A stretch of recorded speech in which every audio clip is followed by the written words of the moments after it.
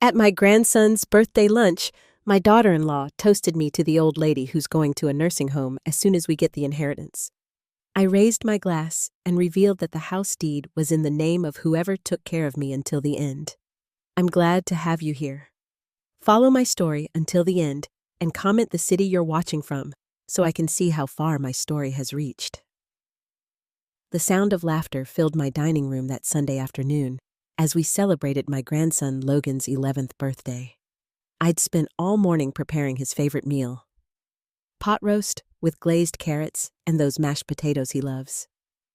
The ones with the little chunks still in them. My hands aren't what they used to be, but I'd managed to frost his cake just the way he liked it with extra sprinkles on top. "Grandma, this is the best birthday ever," Logan exclaimed, his gap-toothed smile warming my heart as he hugged me tightly. I patted his head and smiled. At 66, these moments were what I lived for. After Arthur passed 6 years ago, the house had grown so quiet. These family gatherings were precious to me, even if they had become increasingly rare. My son Michael sat at the far end of the table checking his phone more than he engaged in conversation. His wife Melissa was busy arranging the presents in order of size. Always the perfectionist, that one. They'd been married 16 years, but I still couldn't say I truly knew her. There was always something calculating behind those eyes. "Well, I think it's time for a toast," Melissa announced, suddenly standing up and raising her glass. The afternoon sun caught the diamond on her finger. The one shed insisted Michael upgrade for their 10th anniversary despite their mounting credit card debt. I raised my glass of sparkling cider, smiling at Logan. "To family," I began, but Melissa cut me off. "Actually, I'd like to make the toast today." Her smile didn't reach her eyes. "To Evelyn, Logan's grandmother, to the old lady who will be headed to a nursing home as soon as we get our inheritance." The room went silent. Logan looked confused. Michael choked on his drink, his face weening. With embarrassment or anger, I couldn't tell. I felt like I'd been slapped.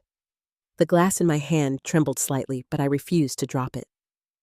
66 years of life teaches you how to take a blow without crumbling.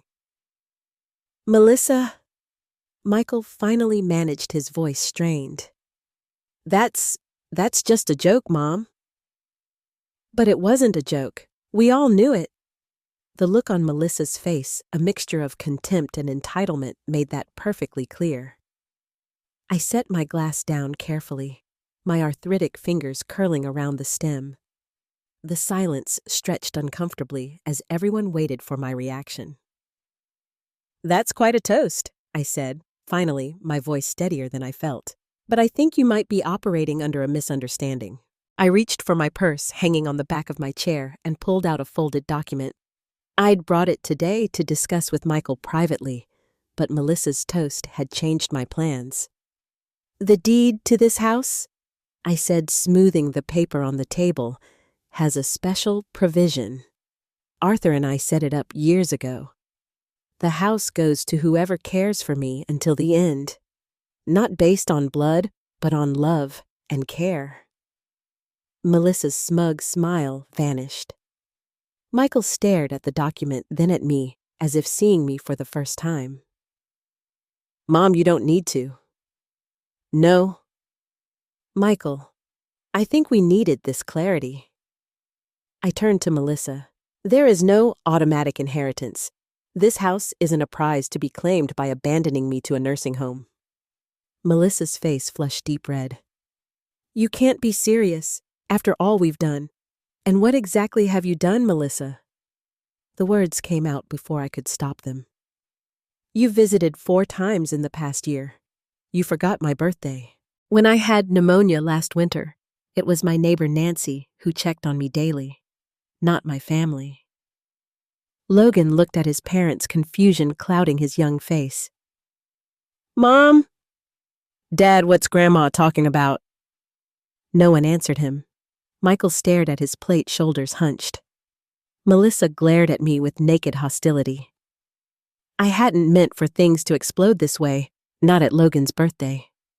But as I looked around the table at my son, who couldn't meet my eyes at the daughter-in-law, who saw me as nothing but a walking inheritance at my confused grandson caught in the middle, I realized something I'd been denying for too long. To them, I wasn't Evelyn anymore. I wasn't a person with dreams, fears, and needs. I was just an old woman, a burden to be managed until I yielded whatever they thought I owed them. I folded the document and returned it to my purse, my hands no longer shaking. Now I said, forcing a smile for Logan's sake, "Who's ready for birthday cake?" The week after Logan's birthday party passed in strained silence. I kept expecting a call from Michael, some attempt to smooth things over, but my phone remained stubbornly quiet. It wasn't until Thursday evening that it finally rang. "Mom, it's me." Michael's voice sounded unusually bright. "I was thinking I could come by tomorrow, help you with that leaky faucet you mentioned last month. The faucet I'd mentioned 3 months ago before finally fixing it myself." I pressed my lips together, uncertain how to respond. "And Melissa found these wonderful vitamins for joint health." He continued, filling my silence. "She thought of you immediately. We could bring them over." I almost laughed. Melissa hadn't thought of me immediately for anything in years unless it involved asking for money or babysitting.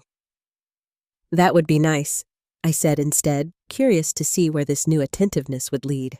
They arrived the next day bearing gifts, the promised vitamins, a casserole I knew Michael hadn't cooked himself, and a bouquet of lilies that made me sneeze.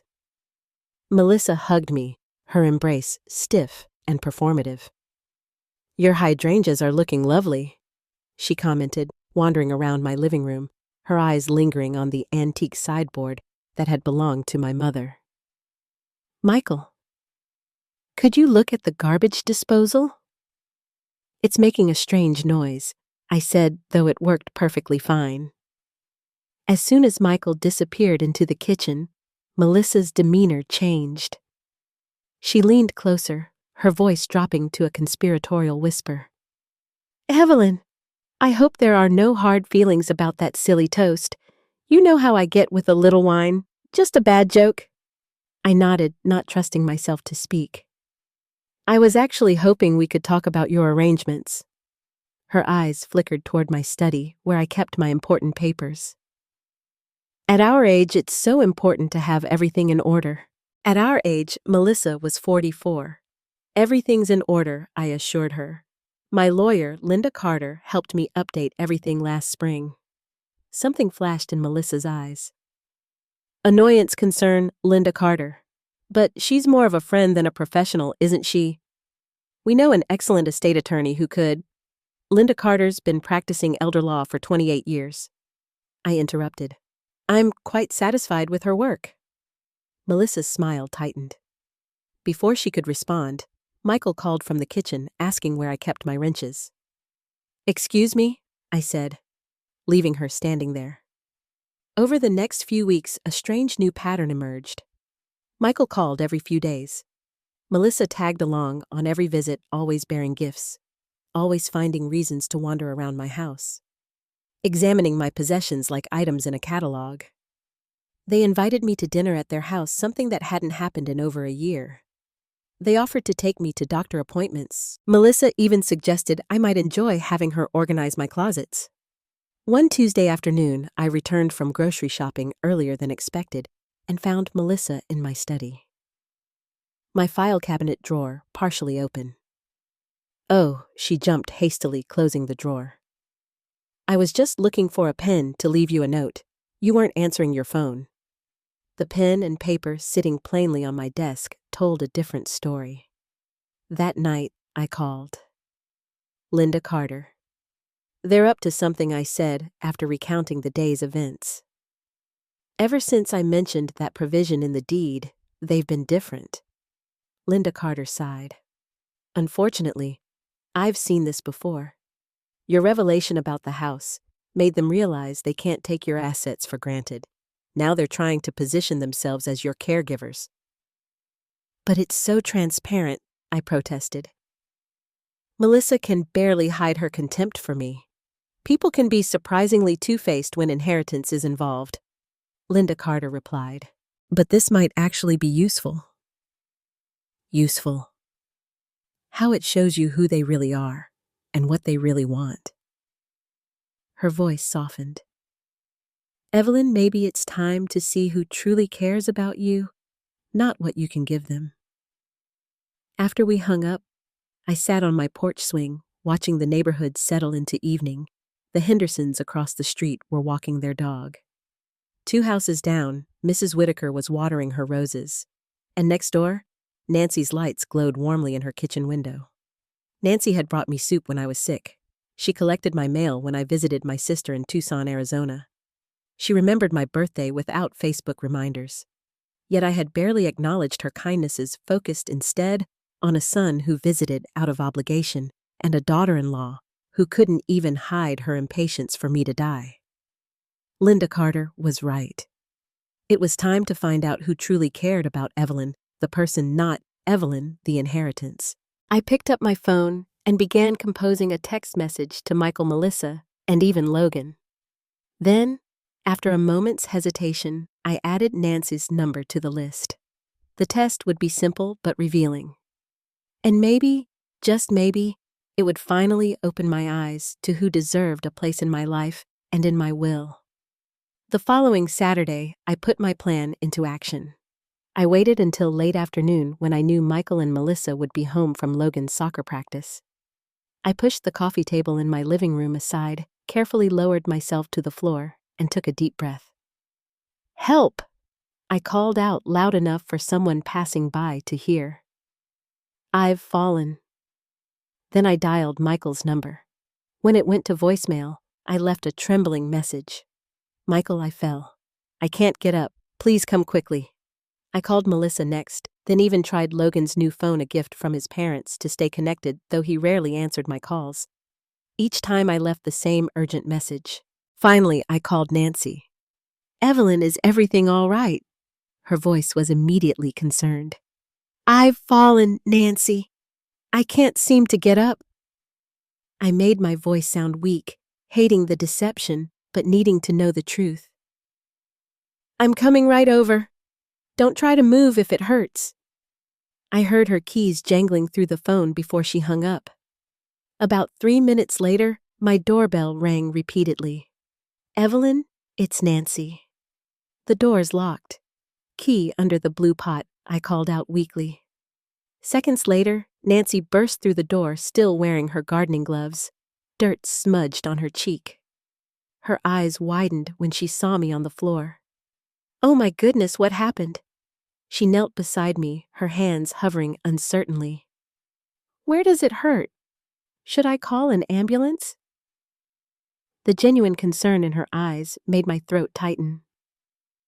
No calculation there, no assessment of what caring for me might yield her someday. "Nancy, I need to tell you something," I said, sitting up. "I'm not actually hurt." Her eyebrows shot up in confusion. "I was testing something." I explained my experiment, watching her expression shift from concern to understanding. "You called your family first, didn't you?" she asked quietly. I nodded, embarrassed now by my scheme. "I'm sorry for lying to you." Nancy sat back on her heels, removing her gardening gloves.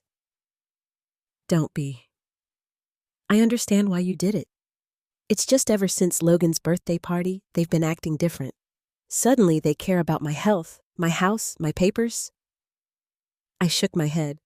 "But not about me. I've been watching," Nancy admitted. "There are cars in your driveway, all those gift bags. Melissa even asked me if I knew anything about your will." "She what?" I was stunned. "Last week when I was getting my mail said she was concerned about unscrupulous people taking advantage of you." Nancy's mouth tightened. "I told her you were sharper than both of us put together." I laughed for what felt like the first time in weeks. Nancy helped me up from the floor, and I invited her to stay for tea. We sat at my kitchen table, the late afternoon sun warming the room as we talked. Really talked, like two people genuinely interested in each other's lives. I learned that Nancy had been a librarian before retiring, that she'd lost her partner Louise 4 years ago, that she made intricate quilts donated to children's hospitals.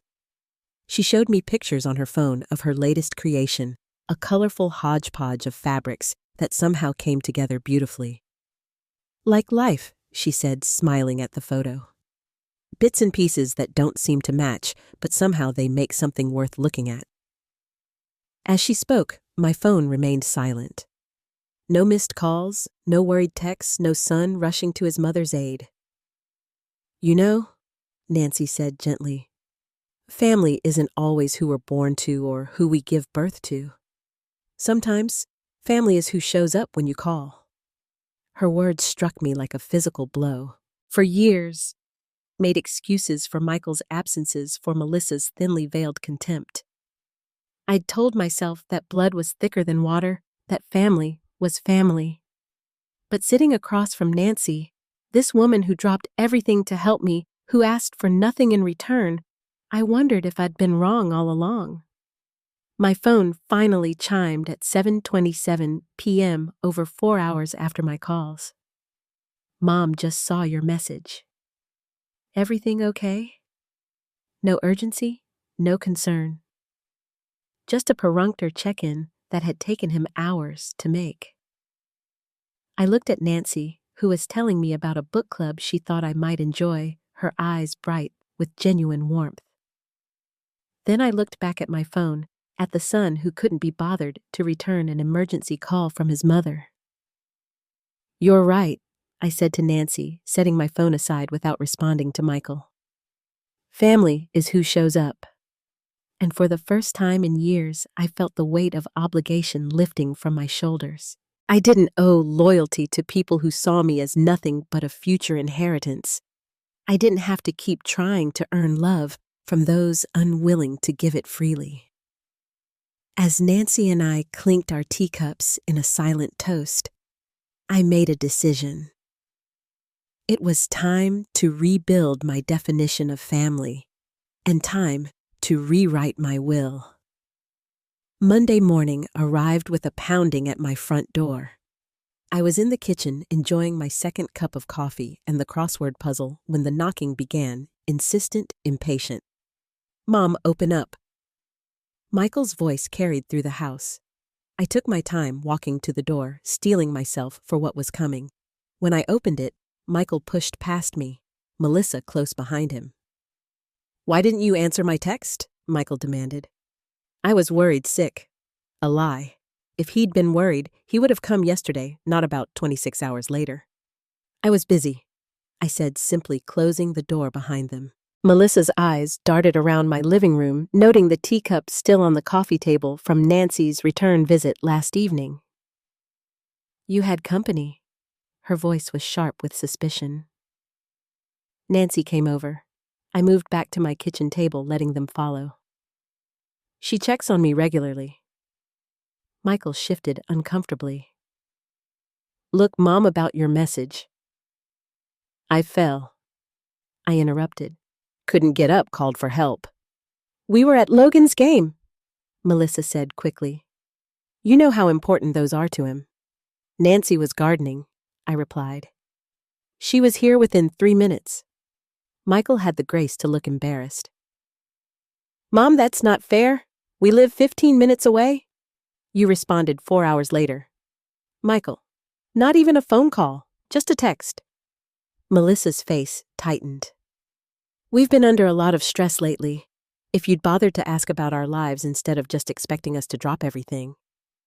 "What kind of stress?" I asked. The question seemed to catch her off guard. She glanced at Michael, who suddenly became very interested in the pattern on my tablecloth. "Financial pressures," Melissa finally said. "The economy, you know, our investments haven't performed as expected." Michael cleared his throat. "We might have to sell the lake house." The lake house they'd purchased 3 years ago, against my advice. The lake house that had stretched their finances to the breaking point, but that Melissa had insisted they needed to keep up appearances. "I'm sorry to hear that," I said, genuinely meaning it for Michael's sake, if not for hers. "Well," Melissa said, her voice shifting to a sweeter tone, We were actually hoping to discuss something with you, and there it was. The real reason for their visit. We've been thinking about your situation, she continued, placing her manicured hand on mine. Living alone at your age can be so dangerous. That fall you had proves it. I've lived alone for 5 years, I pointed out. This was my first fall. Michael jumped in. What if we converted your basement into an apartment for you? You could sell this place. Move in with us. We'd be right upstairs if you needed anything. I almost laughed at the transparency of it. Sell my house, my most valuable asset, and move into their basement. How convenient for them. That's very thoughtful, I said. But I'm happy here. Melissa's smile stiffened. Evelyn, be reasonable. This house is too big for one person. The maintenance alone. I manage just fine. Mom. Michael sighed. We're trying to help. After Dad died, you've been well isolated. We worry. Did they really think I didn't see through this sudden concern? This house was worth over $480,000 in today's market. The timing of their worry was hardly coincidental. Actually, I said I've been giving this some thought. I'm considering taking in a boarder. A what? Melissa's horror was almost comical.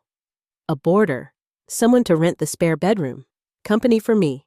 Extra income. Someone in the house if I need help. I sipped my coffee.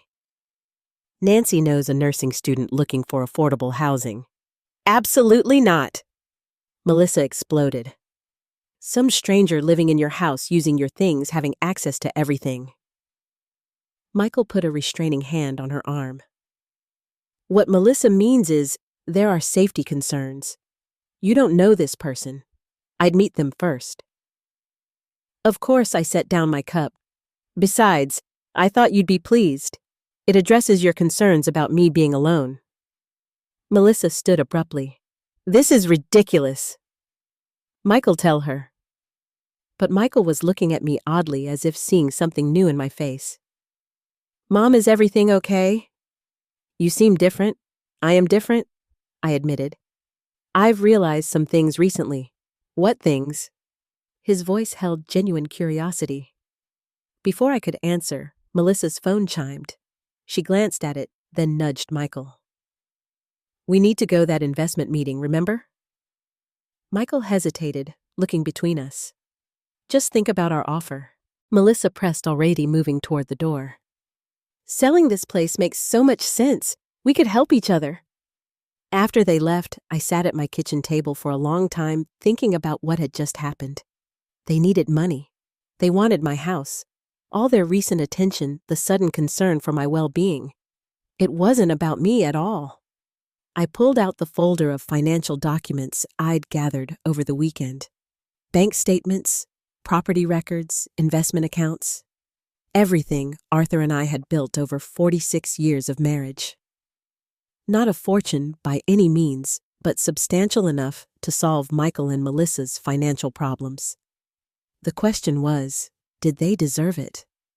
I remembered how Michael had looked at me today. That moment of genuine concern when he'd asked if I was okay. Whatever Melissa's motivations, I still saw flashes of the sun it raised. Somewhere beneath the influence of his wife, that boy still existed. And then there was Logan. Innocent in all this adult manipulation, yet potentially affected by whatever decisions I made. I closed the folder and reached for my phone. It was time to call Linda Carter again. I needed to restructure more than just my will. I needed to rebuild my entire concept of family. You're sure about this? Linda Carter asked, looking up from the documents spread across her desk. It's a significant change. I nodded, feeling more certain than I had in years. I'm sure it had been 3 weeks since my fall. 3 weeks of careful reflection and planning. 3 weeks of Michael and Melissa making increasingly desperate attempts to convince me to sell my house and move in with them. Well then, Linda Carter gathered the papers into a neat stack. I'll have these ready for your signature by Friday. And Evelyn? she added, her voice softening. I'm proud of you. I felt a flush of warmth at her words. How long had it been since anyone had expressed pride in me? Not as a mother or grandmother or widow, but as a person making difficult but necessary choices. When I left Linda Carter's office, I didn't drive straight home. Instead, I headed to the community center, where Nancy had invited me countless times to join the Golden Circle's Book and Art Club. It always declined, telling myself I was too busy or too tired. In reality, I had been waiting for Michael and Logan to fill my days. Visits that rarely materialized. The meeting room was bright and busy.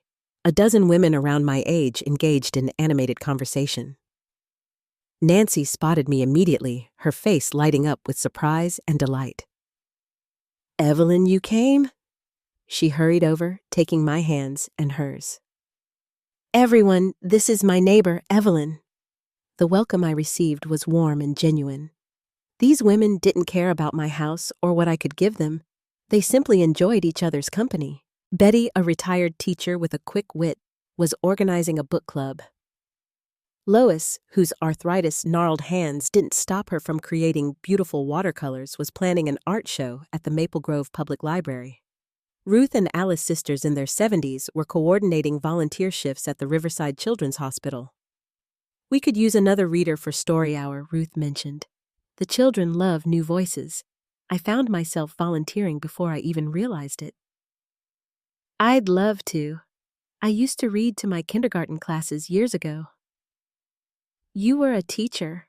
Alice asked, interested in a way Melissa never had been when I mentioned my former career. For the next hour, I talked and laughed more than I had in months.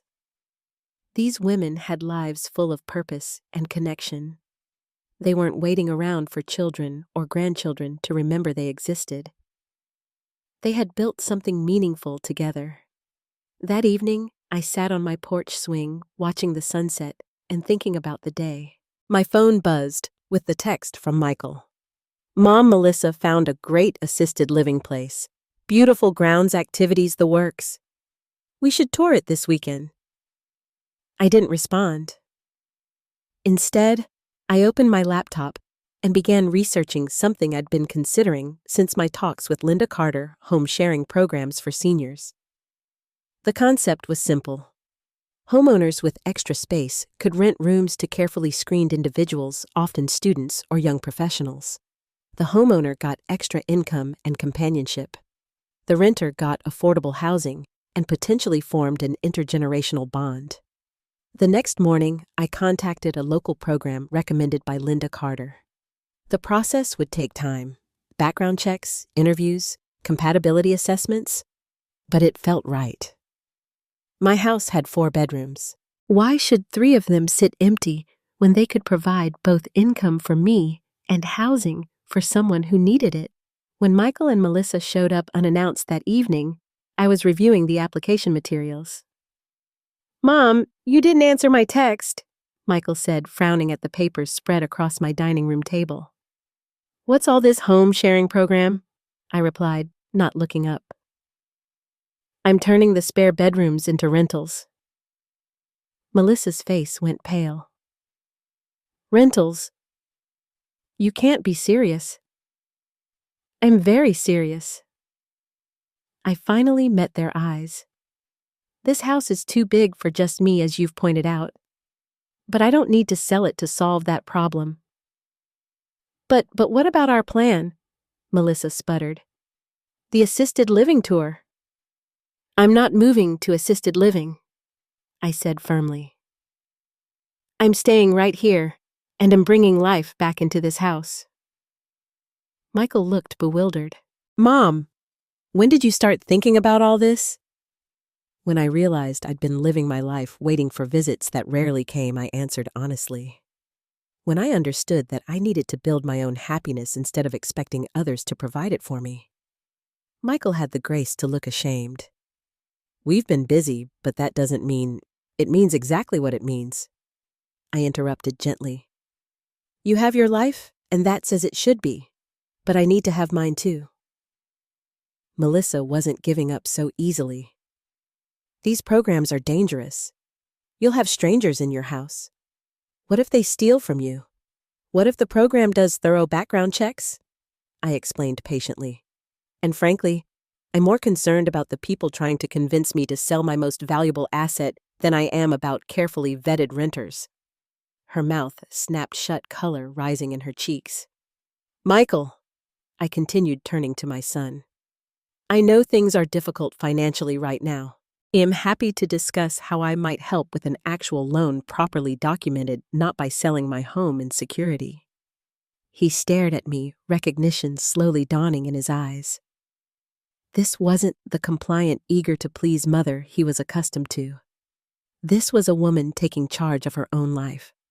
Mom, he finally said, his voice quiet. You've changed? I smiled, feeling the truth of his words in my bones. Yes, I have. 1 year later, I celebrated my 67th birthday in a house full of life and laughter. The dining room table that had witnessed that cruel toast at Logan's birthday was now surrounded by my chosen family.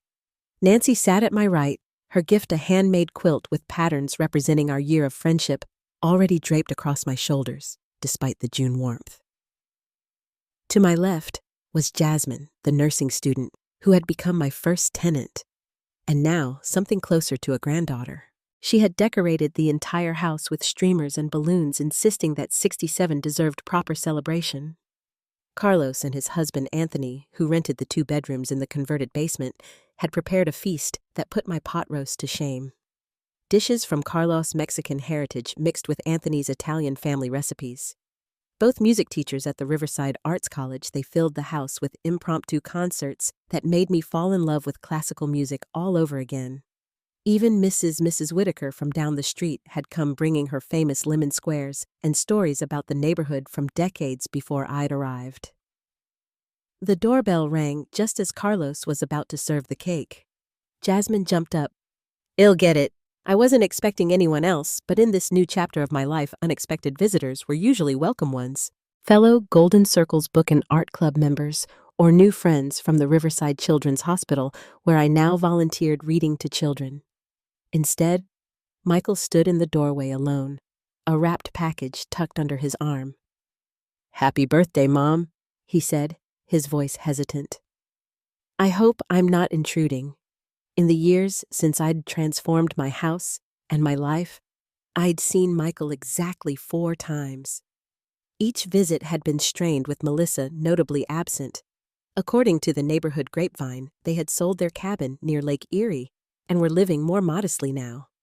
I heard whispers of marriage counseling, of financial advisors, of Melissa's displeasure at their reduced circumstances. "You're not intruding," I assured him, stepping aside to let him in. "We're just about to have cake. There's plenty for everyone." He paused in the foyer, taking in the house he'd grown up in now, vibrant with new paint colors, rearranged furniture, and photographs of people he didn't know, alongside the familiar family portraits. "You've done a lot with the place," he commented, following me to the dining room. "Life is too short for beige walls," I replied, quoting Nancy's design philosophy. When we entered the dining room, the conversation dimmed slightly. My housemates and friends had heard about Michael, about Melissa's cruel toast, about their transparent attempts to get me to sell my home. Everyone, I said, "This is my son, Michael." To their credit, they welcomed him warmly, pulling up another chair, setting an extra place at the table. Michael seemed overwhelmed by the easy camaraderie, the genuine affection that flowed around the table. "I didn't realize you'd have so many people here," he said quietly as Carlos served him a slice of cake. "This is my family now," I replied simply. After cake and coffee, Michael asked if we could speak privately. We stepped out onto the back porch, the evening air sweet with the scent of the jasmine she had planted along the fence. "Mom, I owe you an apology," he began. "A big one." I waited, letting him find the words. "I let Melissa dictate how we treated you. I convinced myself it was normal that all couples prioritize their nuclear family over extended family." He shook his head. But seeing you today, with these people who clearly adore you after knowing you for just a year, it made me realize how much I've missed, how much I've let slip away. "Where is Melissa tonight?" I asked. He looked down at his hands. "We're separating. Have been for 4 months now. I didn't want to burden you with it."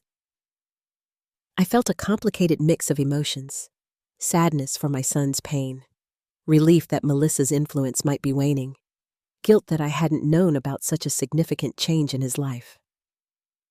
"I'm sorry to hear that," I said sincerely. "It's been coming for a long time," he admitted. "The financial stress was part of it, but honestly, Mom, I think what you did standing up for yourself, refusing to be manipulated, it made me see things more clearly in my own marriage." We sat in silence for a moment, the sounds of laughter and conversation drifting through the screen door. "I don't expect you to forgive me right away," Michael continued. "But I hope maybe we can start again somehow. I miss you, and Logan misses you terribly." "I miss him too," I said, feeling the truth of it deep in my heart. Despite everything, Logan had always been an innocent in the adult machinations. "Would you consider letting him visit sometimes? Maybe stay over occasionally?" Michael asked.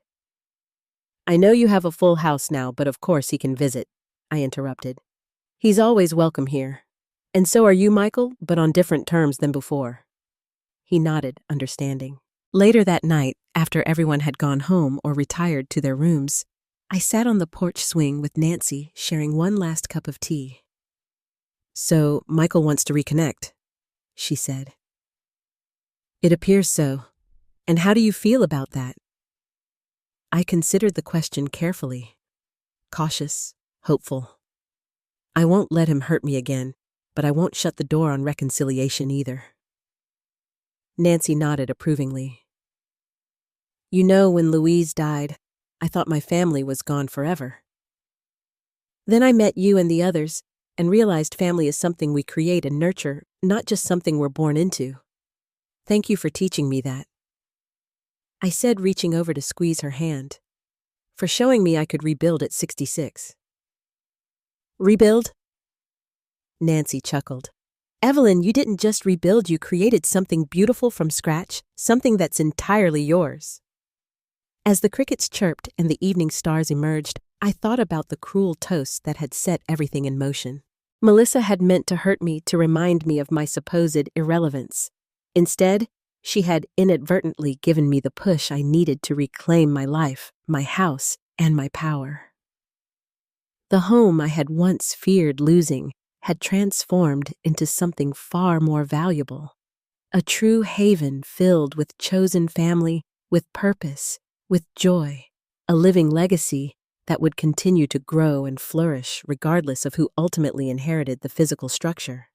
And that, I realized, was a victory greater than any I could have imagined.